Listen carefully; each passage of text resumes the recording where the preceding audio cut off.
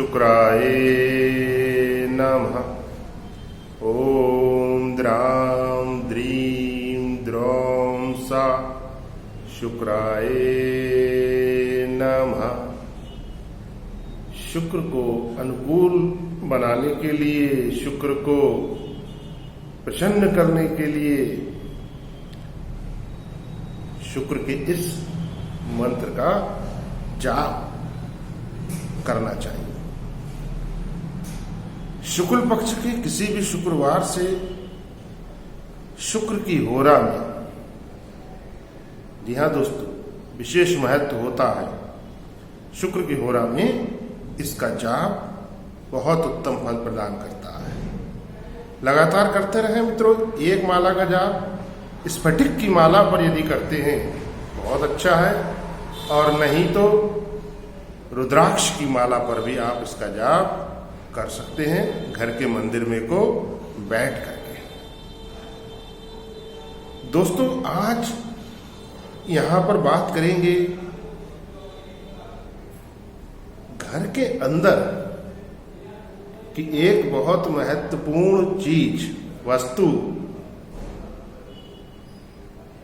जो लक्ष्मी का भी कारक मानी जाती है। जैसा कि थंबनेल में आपने देखा, झाड़ू, ब्रूम। झाड़ू का विशेष महत्व है। प्राचीन समय से ही हमने तो अपने घर में यही देखा कि हमारे घर में अनेक प्रकार की झाड़ुआं आती रहीं और हर स्थान के लिए एक अलग ही झाड़ू नियत थी। आज भी लगभग वही परंपरा का पालन हम भी करते हैं मित्रों। रसोई घर के लिए अलग झाड़ू, दल्लान के लिए अलग, आंगन के लिए अलग, मंदिर के लिए अलग, और घर के बाहर जो स्थान होता है उसके लिए बिल्कुल ही अलग प्रकार की झाड़ू। मित्रों, झाड़ू को बहुत ही संभाल करके, बहुत ही प्रेम पूर्वक रखने का विशेष महत्व है। किस दिशा में को इसको रखें और इसका परिणाम भी दिखता है। क्योंकि दरिद्रता, गंदगी जो है वो दरिद्रता है आपके घर की, उस दरिद्रता को बाहर कर देती है झाड़ू। इसलिए झाड़ू के संबंध में ये महत्वपूर्ण बात मैंने सोचा कि आप सबके साथ मैं शेयर कर दूं, ताकि आपके घर की भी दरिद्रता बाहर को निकल जाए। प्रातः काल और भगवती महालक्ष्मी घर के अंदर आए। मित्रों, सबसे पहली बात तो ये कि प्रातः काल में उठने के बाद झाड़ू लगने से पूर्व अन्न ग्रहण सामान्य परिस्थितियों में नहीं करना चाहिए। विशेष परिस्थितियां अपवाद है। दूसरी बात मित्रों, सबसे पहले झाड़ू जहां पर को आपने अपना मंदिर स्थापित किया हुआ है वहां पर को लगाइए, और देवी देवता की तरफ कभी झाड़ू नहीं दिखाई देना चाहिए। अर्थात इस तरह से कभी मत लगाइए कि उनकी तरफ को उसका, है ना, संकेत या रुख जा रहा हो।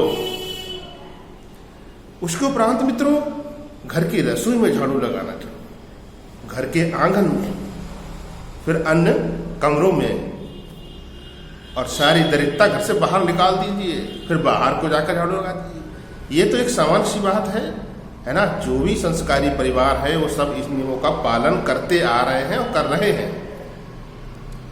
अब यहां बात करते हैं गूढ़ बात की, गूढ़ महत्व की बात करते हैं मित्रों। नंबर 1 बात कि झाड़ू पर कभी किसी के पांव नहीं पड़ना चाहिए। नंबर 2 बात, झाड़ू कभी भी गीली करके नहीं लगाना चाहिए। कुछ लोग झाड़ू को भिगोकर भी मैंने देखा झाड़ू लगाते हैं। हाँ, आंगन वगैरह अगर आप धो रहे हैं तो धोने के बाद उस पानी को निकालने के लिए तो आप झाड़ू इस्तेमाल कर सकते हैं, लेकिन ऐसा कभी ना करें कि झाड़ू को गीला करके लगाएं। शुक्र और चंद्र दोनों ही इससे प्रभावित होते हैं। तीसरी बात मित्रों, झाड़ू को सदा ही छुपा कर के रखना चाहिए। ऐसे स्थान पर कभी मत रखिए कि जहां पर घर में जो कोई भी आए प्रवेश करे, जाना अनजाना, उसकी नजर झाड़ू पर पड़े। चौथी बात मित्रों कि झाड़ू कभी भी टूटी फूटी या किसी भी प्रकार से खराब किस्म की झाड़ू घर के अंदर नहीं रखना चाहिए।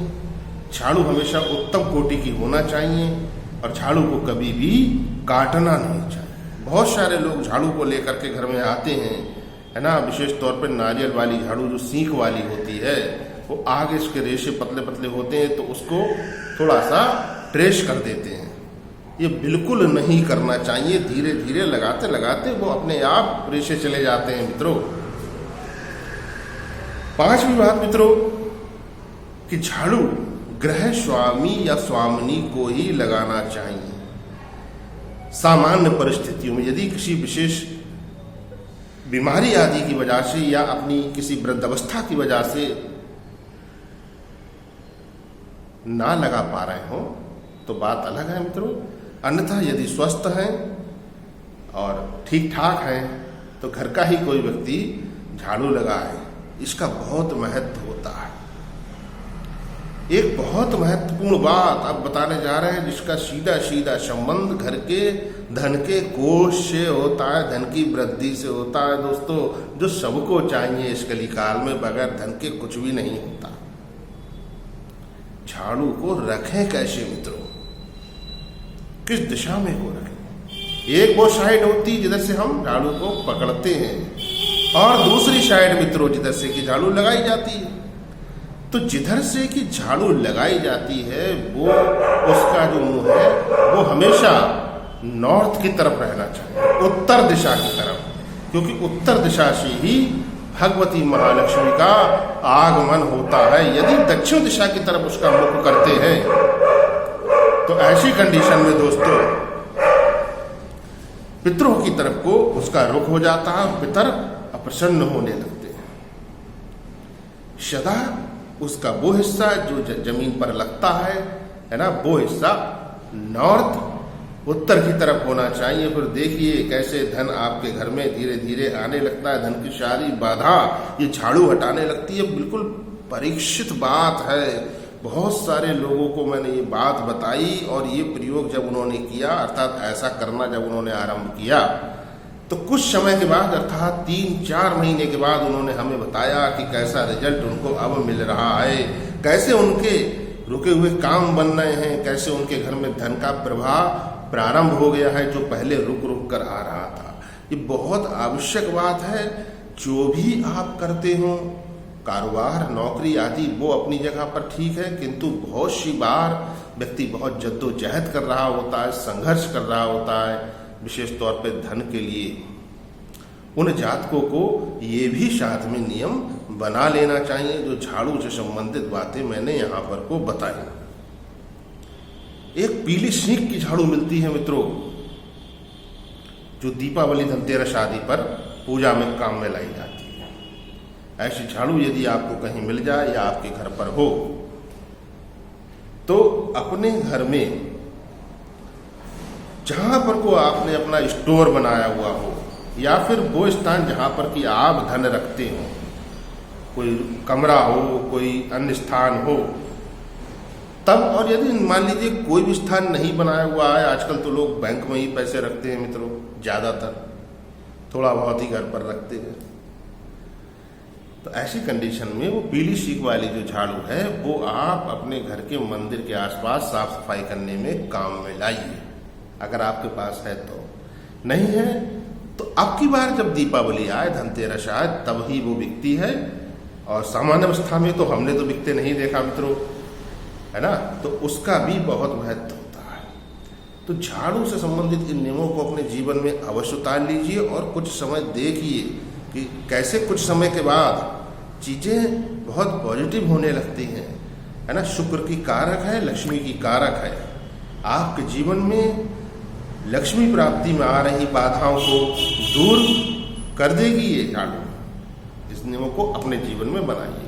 साथ में वो शुक्र का मंत्र भी दोस्तों करिए, बहुत महत्वपूर्ण, बहुत असरकारी मंत्र है। शुक्ल पक्ष के किसी भी शुक्रवार से प्रारंभ कर दीजिए।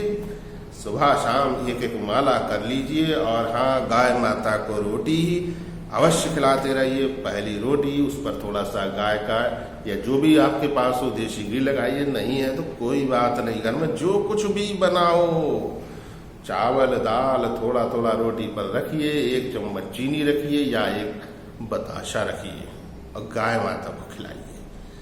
गाय माता भी धन प्रदान करने में 1 नंबर है मित्रों। साक्षात शुक्र है, बहुत मजबूत शुक्र होती हैं। जिनके शुक्र बिगड़े हुए हों, गाय माता को रोटी प्रतिदिन खिलाते रहें। कुछ दिन में आप देखोगे कि कैसे आपके जीवन की धन संबंधी समस्याएं कम होना शुरू हो जाती हैं, उत्तरोत्तर धन में वृद्धि होती जाती है, कल्याण कर देती हैं गाय माता मित्रों। यूं ही नहीं कहा जाता, करके देख लीजिए, आजमा कर देख लीजिए। अपने माता पिता का ध्यान रखिए, माता पिता की सेवा परम धर्म है, वो हैं तो हम हैं।